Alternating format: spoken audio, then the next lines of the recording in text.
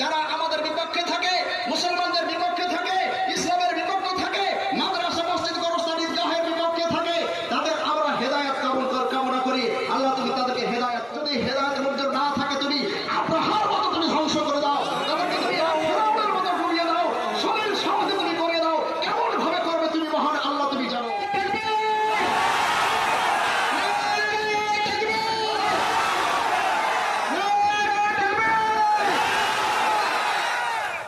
আমাদের মুখে বিজেপি সরকার, আরএসএস দ্বারা পরিচালিত সরকার পরের দেখে কাটায়, পরের দেখে ঈর্ষান্বিত হয়। কেমন খ্যাকশিয়াল, আমরা দেখি তো লোমড়ি যাকে বলে খ্যাকশিয়াল, চিনি তো দেখি। আরে ভাই খ্যাকশিয়াল চিনেন?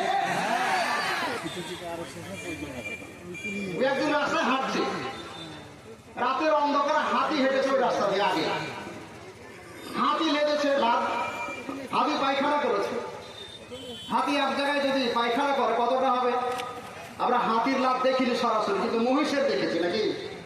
এক মহিষ, বড় মহিষ যদি লাভে এক ডালি হবে, কোনো কথা নেই। তো হাতির 5 ডালি হতে পারে, ধরে নেব 5 ডালি হবে, 5টা মহিষের সমান, 5টা মহিষের সমান লাভ একটা হয়েছে।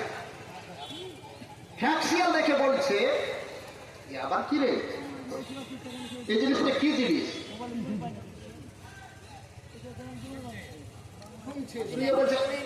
এ তো গোবর গোবর মনে হচ্ছে, এটা গোবর গোবর মনে হচ্ছে। কিসের গোবর? এই গোবর আসলো থেকে, এর পাছাটা জানি কত বড়।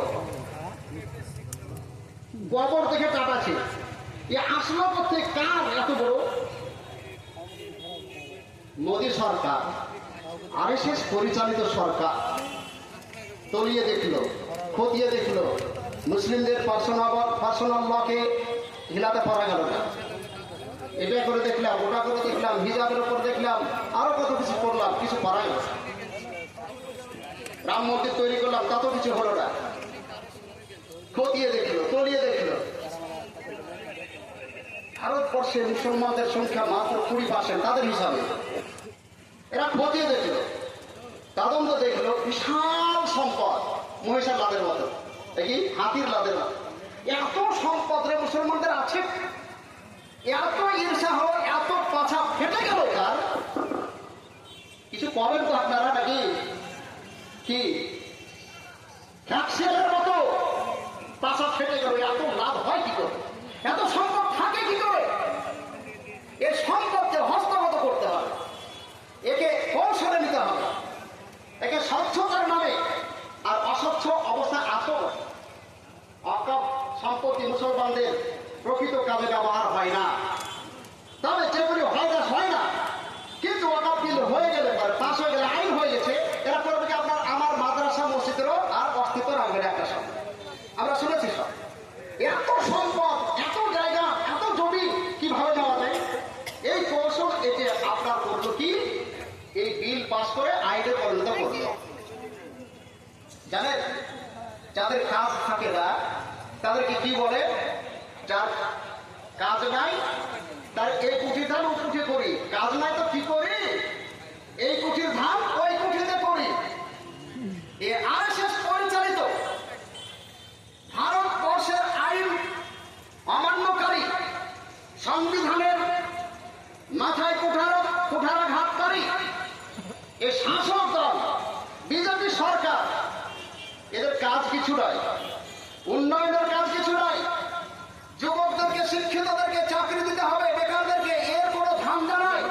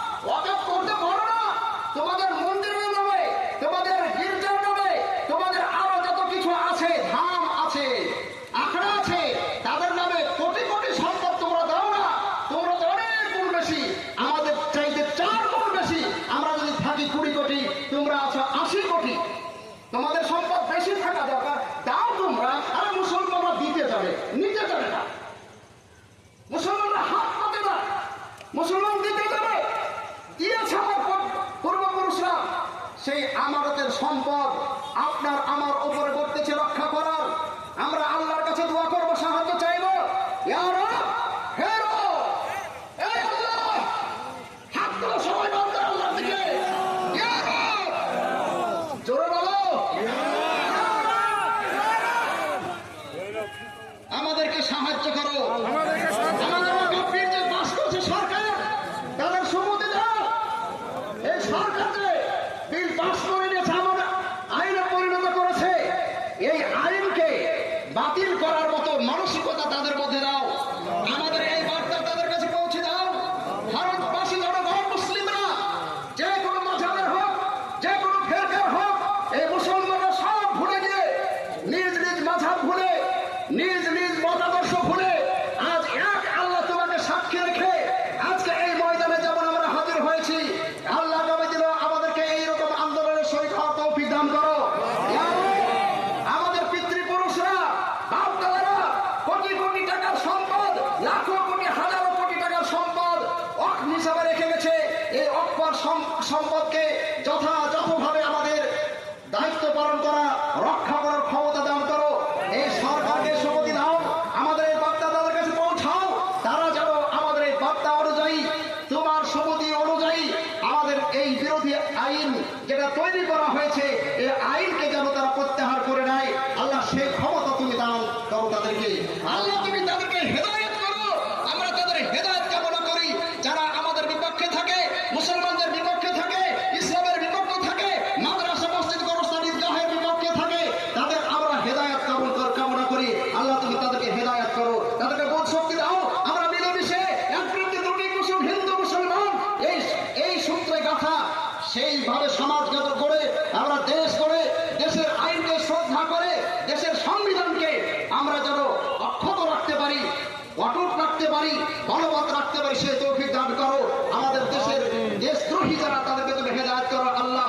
আর যদি না হয়, হেদায়েত মঞ্জুর যদি না হয় আল্লাহ, তাদেরকে তুমি ধ্বংস করে দাও। যেমন ভাবে ধ্বংস করছো আল্লাহকে, যেমন ভাবে ধ্বংস করছো তুমি ফেরাউনকে, নমরুদ, সাদ্দাতকে তুমি যেমন ভাবে ধ্বংস করেছো আল্লাহ, তাদেরকে ধ্বংস করে দাও আল্লাহ। ধ্বংস চাই না আল্লাহ, আমরা গঠন চাই, করতে চাই আল্লাহ। তাদেরকে হেদায়েত দান করো। যদি হেদায়েত মঞ্জুর না থাকে, তুমি আব্রাহার মতো তুমি ধ্বংস করে দাও। তাদেরকে তুমি ফেরাউনের মতো ডুবিয়ে দাও, শরীর সমাজে তুমি করে দাও। কেমন ভাবে করবে তুমি মহান আল্লাহ, তুমি জানো। আমিন। আল্লাহ তুমি আমাদের দোয়া কবুল করো। আমাদের বার্তা তাদের কাছে পৌঁছে দাও। আমরা তাদের হেদায়েত সম্মতি কামনা করি। আমরা আমাদের ওয়াকফ সম্পত্তিকে রক্ষা করতে, ওয়াকফ বিরোধী যে সমস্ত আইন তৈরি হয়েছে, তার আমরা প্রত্যাহার চাইছি। আমরা এটা তোমার কাছে কামনা করছি, দেশের শাসকদের কাছেও আমরা এটা কামনা করছি। আল্লাহ তুমি কবুল করো। আমিন। বন্ধুগণ, শেষ কথা, আপনার পরিবর্তন আপনাকে নিয়ে আসতে হবে। আপনার পরিবর্তন আপনাকে নিয়ে আসতে হবে, তবে আল্লাহ আপনার অবস্থার পরিবর্তন করবেন। আজকে আমরা শোচনীয় অবস্থায় আছি। রাষ্ট্রীয়ভাবে, সামাজিকভাবে, আর্থিকভাবে, ব্যবসা বাণিজ্যের দিক দিয়ে, স্বাস্থ্য শিক্ষার দিক দিয়ে, সব দিক দিয়ে আমরা শোচনীয় অবস্থায় আছি। এই অবস্থার পরিবর্তন আনতে হলে আমাদের নিজের ব্যক্তিগত জীবনের পরিবর্তন আনতে হবে।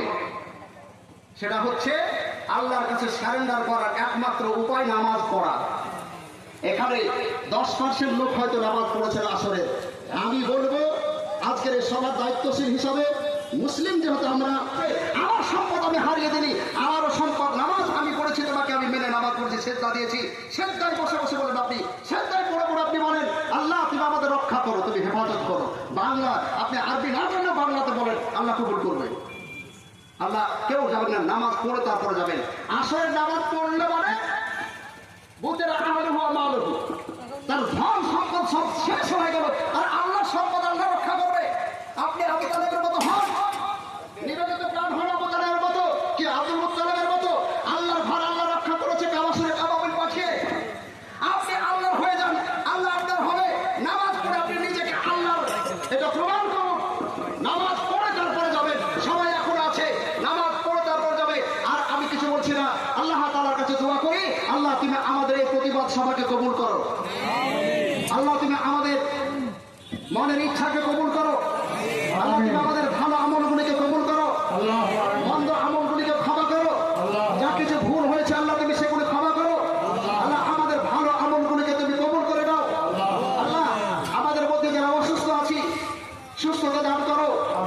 আল্লাহ যারা আমরা ঋণগ্রস্ত আছি, ঋণ মুক্ত হওয়ার তৌফিক দান করো। আল্লাহ আমাদের পিতামাতা, আত্মীয় স্বজন যারা কবরে চলে গেছে, আল্লাহ তুমি তাদেরকে কবরে আরামে শান্তিতে রহমত। আল্লাহু আকবার।